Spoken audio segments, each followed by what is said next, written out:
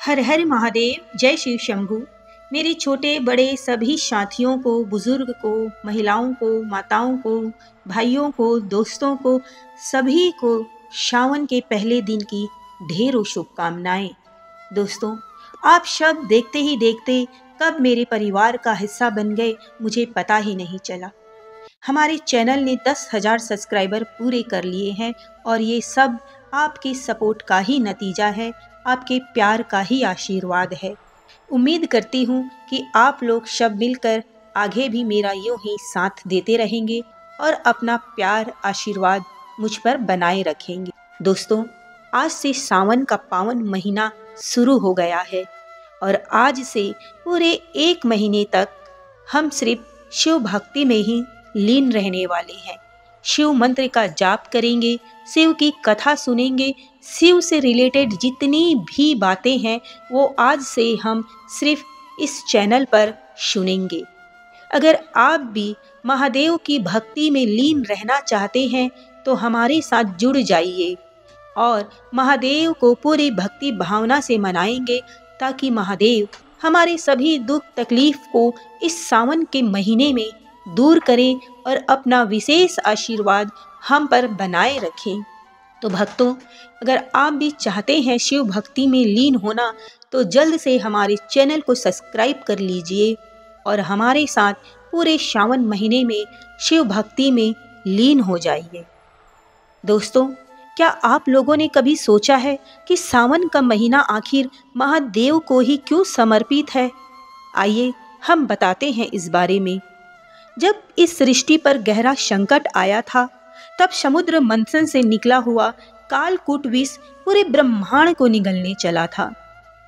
तब ना कोई देवता आगे आए, ना ही कोई ऋषि मुनि आगे आए। तब केवल एक ही थे जिन्होंने इन सब का दुख को अपने गले से लगा लिया और वो थे हमारे भोले भंडारी, हमारे महादेव, हमारे महाकाल। उन्होंने वह विष को पी लिया जिससे उनका गला नीला पड़ गया और तभी से वे कहलाए नीलकंठ। देवताओं ने तभी से प्रण ले लिया कि हर साल जब भी यह समय आएगा हम पूरे महीने उनकी भक्ति करेंगे, उनकी सेवा करेंगे। और दोस्तों, तभी से आरंभ हुआ सावन का महीना और ये सावन महीना पूरी तरीके से भोलेनाथ को समर्पित है। यह सबसे पावन और पवित्र महीना होता है। कहते हैं कि सावन के महीने में जो भी मनुष्य भोलेनाथ की भक्ति में लीन रहता है, भोलेनाथ उसके जीवन से सारे दुख दूर कर देते हैं। दोस्तों, सावन के महीने में एक बार भी अगर आपने ओम नमः शिवाय का सच्चे मन से, सच्चे भाव से, श्रद्धा से जाप कर लिया तो समझो आपके 100 जन्मों के पापों का नाश हो जाएगा। सावन के सोमवार को जल चढ़ाना हो, पवित्र बेल पत्र अर्पित करना हो या सिर्फ शिव जी के मंत्र का जाप ही क्यों ना करना हो, इसे पूरे सच्चे मन से करिए ताकि भोलेनाथ आपके मंत्र जाप से ही अपनी कृपा दृष्टि आप पर सदैव बनाए रखें।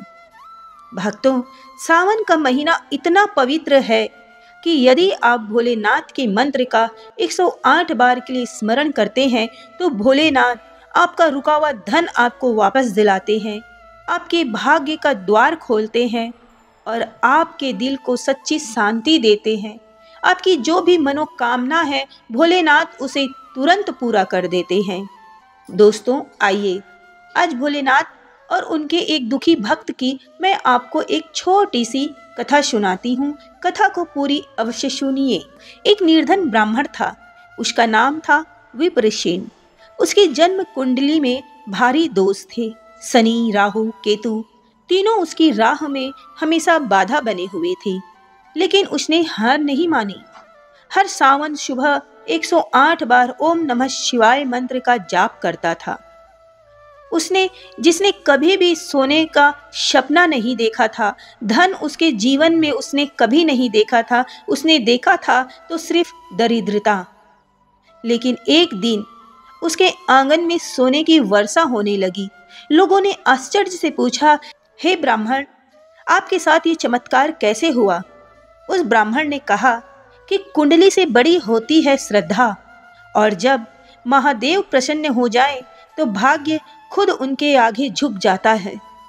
अगर आप भी इस सावन भोलेनाथ को सच्चे मन से याद करेंगे, उनके मंत्र का सच्चे मन से जाप करेंगे, तो यकीन मानिए आपके जीवन में हर बाधा, हर कमी खुद ब खुद दूर हो जाएगी। दोस्तों, अगर आपको हमारी बातें, हमारी वीडियो पसंद आती है तो कृपया करके लाइक जरूर कीजिएगा और कमेंट बॉक्स में हर हर महादेव लिखकर भगवान के प्रति अपनी श्रद्धा जरूर अर्पित कीजिए और हमारे चैनल को सब्सक्राइब करना ना भूलें, ताकि ऐसी भक्ति और प्रेरणा से भरी बातें आप तक रोज पहुंचती रहे। हर हर महादेव, ओम नमः शिवाय।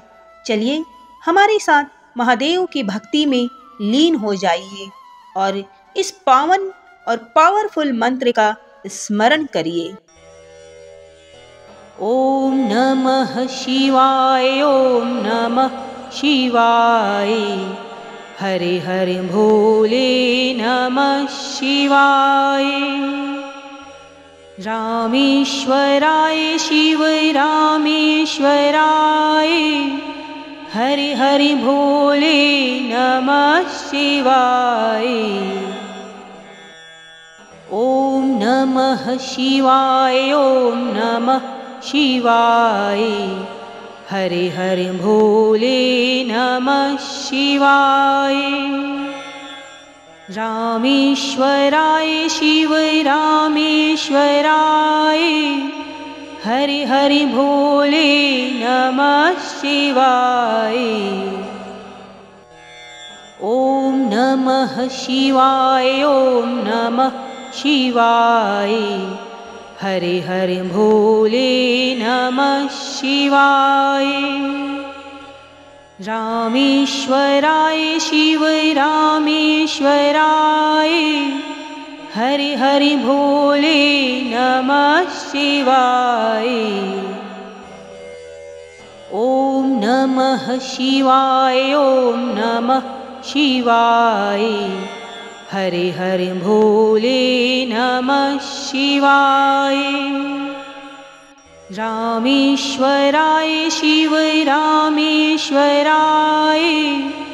हरे हरे भोले नमः शिवाय। ओम नमः शिवाय, ओम नमः शिवाय। हरे हरे भोले नमः शिवाय। रामेश्वराय शिव रामेश्वराय। हरे हरे भोले नमः शिवाय। ओम नमः शिवाय, ओम नमः शिवाय। हरे हरे भोले नमः शिवाय। रामेश्वराय शिव रामेश्वराय। हरे हरे भोले नमः शिवाय। ओम नमः शिवाय, ओम नमः शिवाय। हरे हरे भोले नमः शिवाय। रामेश्वराय शिव रामेश्वराय। हरे हरे भोले नमः शिवाय। ओम नमः शिवाय, ओम नमः शिवाय। हरे हरे भोले नमः शिवाय। रामेश्वराय शिव रामेश्वराय। हरे हरे भोले नमः शिवाय। ओम नमः शिवाय, ओम नमः शिवाय। हरे हरे भोले नमः शिवाय। रामेश्वराय शिव रामेश्वराय। हरे हरे भोले नमः शिवाय। ॐ नमः शिवाय, ॐ नमः शिवाय। हरे हरे भोले नमः शिवाय। रामेश्वराय शिव रामेश्वराय। हरे हरे भोले नमः शिवाय। ॐ नमः शिवाय, ॐ नमः शिवाय। हरे हरे भोले नमः शिवाय। रामेश्वराय शिव रामेश्वराय। हरे हरे भोले नमः शिवाय। ॐ नमः शिवाय, ॐ नमः शिवाय। हरे हरे भोले नमः शिवाय। रामेश्वराय शिव रामेश्वराय। हरे हरे भोले नमः शिवाय। ॐ नमः शिवाय, ॐ नमः शिवाय। हरे हरे भोले नमः शिवाय। रामेश्वराय शिव रामेश्वराय। हरे हरे भोले नमः शिवाय। ॐ नमः शिवाय, ॐ नमः शिवाय। हरे हरे भोले नमः शिवाय। रामेश्वराय शिव रामेश्वराय। हरे हरे भोले नमः शिवाय। ॐ नमः शिवाय, ॐ नमः शिवाय। हरे हरे भोले नमः शिवाय। रामेश्वराय शिव रामेश्वराय। हरे हरे भोले नमः शिवाय। ॐ नमः शिवाय, ॐ नमः शिवाय। हरे हरे भोले नमः शिवाय। रामेश्वराय शिव रामेश्वराय। हरे हरे भोले नमः शिवाय। ॐ नमः शिवाय, ॐ नमः शिवाय। हरे हरे भोले नमः शिवाय। रामेश्वराय शिव रामेश्वराय। हरे हरे भोले नमः शिवाय। ॐ नमः शिवाय, ॐ नमः शिवाय। हरे हरे भोले नमः शिवाय। रामेश्वराय शिव रामेश्वराय। हरे हरे भोले नमः शिवाय। ॐ नमः शिवाय, ॐ नमः शिवाय। हरे हरे भोले नमः शिवाय। रामेश्वराय शिव रामेश्वराय। हरे हरे भोले नमः शिवाय। ॐ नमः शिवाय, ॐ नमः शिवाय। हरे हरे भोले नमः शिवाय। रामेश्वराय शिव रामेश्वराय। हरे हरे भोले नमः शिवाय। ॐ नमः शिवाय, ॐ नमः शिवाय। हरे हरे भोले नमः शिवाय। रामेश्वराय शिव रामेश्वराय, हरि हरि भोले नमः शिवाय। ॐ नमः शिवाय, ॐ नमः शिवाय, हरि हरि भोले नमः शिवाय। रामेश्वराय शिव रामेश्वराय, हरि हरि भोले नमः शिवाय। ॐ नमः शिवाय, ॐ नमः शिवाय, हरि हरि भोले नमः शिवाय। रामेश्वराय शिव रामेश्वराय, हरि हरि भोले नमः शिवाय। ॐ नमः शिवाय, ॐ नमः शिवाय, हरि हरि भोले नमः शिवाय। रामेश्वराय शिव रामेश्वराय, हरि हरि भोले नमः शिवाय।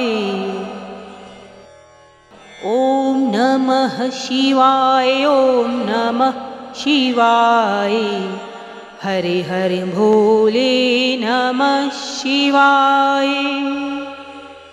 रामेश्वराय शिव रामेश्वराय, हरि हरि भोले नमः शिवाय। ॐ नमः शिवाय, ॐ नमः शिवाय, हरि हरि भोले नमः शिवाय। रामेश्वराय शिव रामेश्वराय, हरि हरि भोले नमः शिवाय। ॐ नमः शिवाय, ॐ नमः शिवाय, हरि हरि भोले नमः शिवाय। रामेश्वराय शिव रामेश्वराय, हरि हरि भोले नमः शिवाय। ॐ नमः शिवाय, ॐ नमः शिवाय, हरि हरि भोले नमः शिवाय। रामेश्वराय शिव रामेश्वराय, हरि हरि भोले नमः शिवाय। ॐ नमः शिवाय, ॐ नमः शिवाय, हरि हरि भोले नमः शिवाय। रामेश्वराय शिव रामेश्वराय, हरि हरि भोले नमः शिवाय। ॐ नमः शिवाय, ॐ नमः शिवाय, हरि हरि भोले नमः शिवाय। रामेश्वराय शिव रामेश्वराय, हरि हरि भोले नमः शिवाय। ॐ नमः शिवाय, ॐ नमः शिवाय, हरि हरि भोले नमः शिवाय। रामेश्वराय शिव रामेश्वराय, हरि हरि भोले नमः शिवाय। ॐ नमः शिवाय, ॐ नमः शिवाय, हरि हरि भोले नमः शिवाय। रामेश्वराय शिव रामेश्वराय, हरि हरि भोले नमः शिवाय।